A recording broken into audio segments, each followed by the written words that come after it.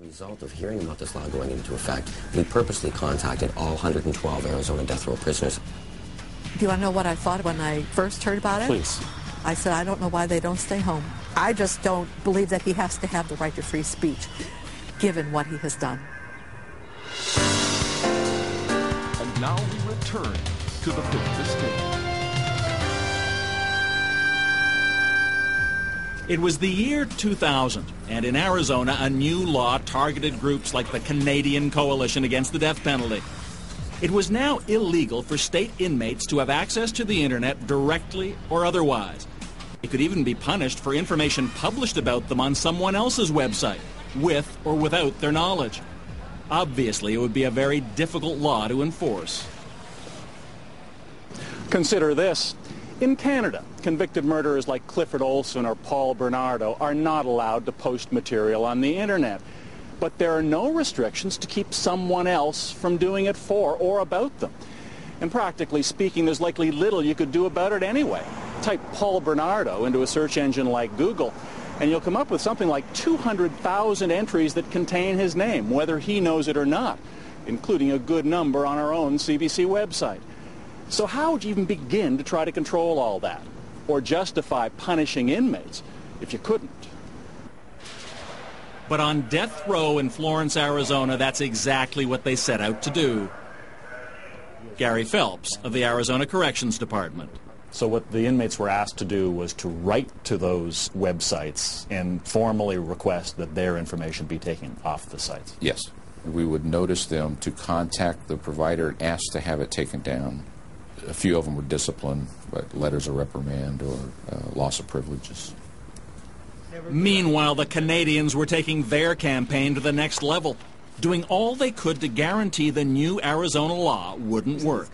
As a result of hearing about this law going into effect, we purposely contacted all 112 Arizona death row prisoners to let them know that in the near future they may no longer be allowed to communicate with the outside world through websites like ours. We offered them the opportunity at that point to have a web page or a pen pal request on our site, and within several months we had over 40 prisoners from Arizona right back, taking us up on our offer. Before long, each and every inmate on Arizona's death row, well over 100 of them, had information posted on the Canadian website, including Beau Green, who killed Roy Johnson, whose daughter Jennifer had written that law banning internet access in the first place. I don't have a problem with them being against the death penalty, but I thought it was a little inappropriate for them to say, we are going to do this, and we are going to not only do this, but we want to put every inmate, including the man who murdered my father, on their site. And I didn't want him on their site. And I don't think he should be on their site. But even in a death penalty state like Arizona, support for the internet ban isn't universal. I understand how upset she was. And I probably would have been upset as well. But that is not a compelling enough reason to limit somebody's First Amendment rights. Eleanor Eisenberg heads the Arizona branch of the American Civil Liberties Union. She says that this is not only a rights issue, that the law and the penalties it carries are cruel punishment for someone already on death row. It would deepen what is already a very, very terrible isolation and deprive people of aspects of their life on death row that are critical to their sanity and existence. We're talking about preserving some humanity. But according to Eisenberg, it's virtually impossible to sue American authorities on behalf of prison inmates. So the ACLU needed a partner to legally challenge the internet law, someone else who'd been affected by it. Cue the Canadians and their coalition against the death penalty. They went to court in Phoenix, David against Goliath, David Parkinson and Tracy Lamory versus the state of Arizona. They argued that the internet ban is unconstitutional because it violates the right to freedom of expression. Stardust Johnson was dismayed the Canadians wanted to quash the law she sees as a tribute to her husband. Do you want to know what I thought about it when I first heard about it? Please. I said, I don't know why they don't stay home. This is America, where people do have, quote unquote, the right to free speech.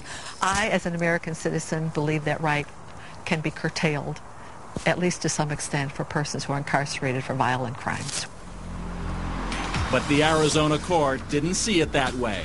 granting the Canadians an injunction that suspends the anti-internet law for all Arizona inmates, including Beau Green. He was a drug addict, he was a thief, he was a lot of other things, and he's alive. And my husband is dead. And my life was destroyed by this person that the Canadian Coalition is worried about. And, you know, I don't have a lot of sympathy for that, quite frankly. And that's the dilemma, says Professor David Protas, who has himself been instrumental in freeing 8 innocent men wrongly convicted of murder. I certainly can understand that the family members of murder victims would feel doubly victimized by having information published by an advocacy group on a website. But there's another issue for me as a journalist, which is the right of the public to know about these cases. I mean, we're talking about cases with life and death stakes. We have the right to know about people who may live or die based on information about them that gets to the public.